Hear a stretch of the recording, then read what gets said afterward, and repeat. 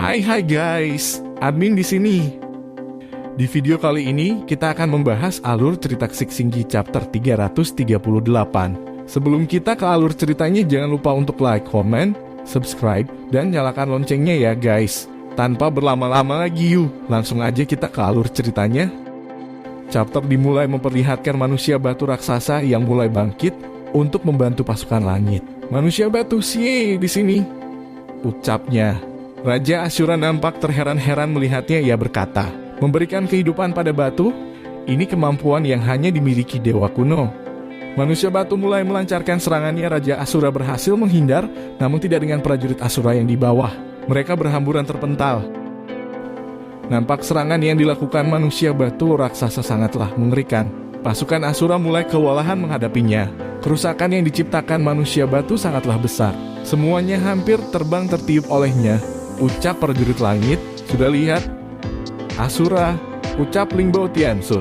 Aku bisa mengubah gunung, batu, rumput, dan kayu menjadi prajurit untuk melawan kalian. Sambil terus merilis jurus tangan penciptaan, dia berkata lagi, prajurit dunia langit tidak akan ada habisnya. Seluruh pasukan raksasa, bangunlah semuanya. Terlihat banyak manusia batu yang bangkit untuk membantu para dewa. Di sisi lain, Dewa Arlang mengobrak-abrik pasukan Asura sambil menunggangi kudanya. Dia berhenti dan terkejut melihat apa yang ada di depannya. Pasukan manusia raksasa Xie mendapatkan perintah dari Lingbao Tiansun untuk membantu. Menunggu perintah Jenderal Dewa. Pasukan teman, tanya Dewa Arlang, mereka juga mengenalku. Hehehe, kerjaan Lingbao Tiansun, manusia batu raksasa.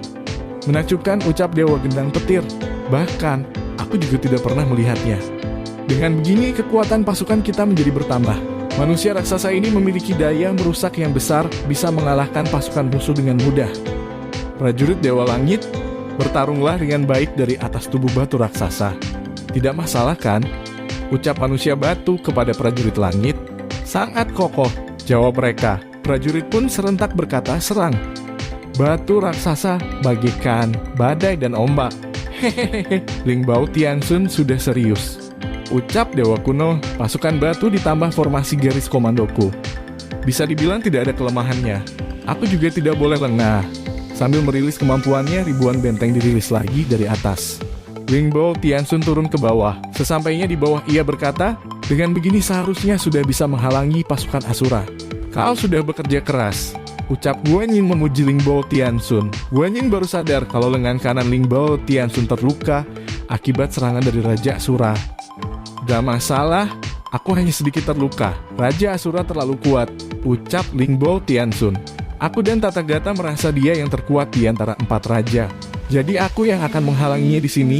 Aku sangat berterima kasih atas kedatangan Tiansun. Tapi di sini berbahaya, sebaiknya Anda menunggu di belakang.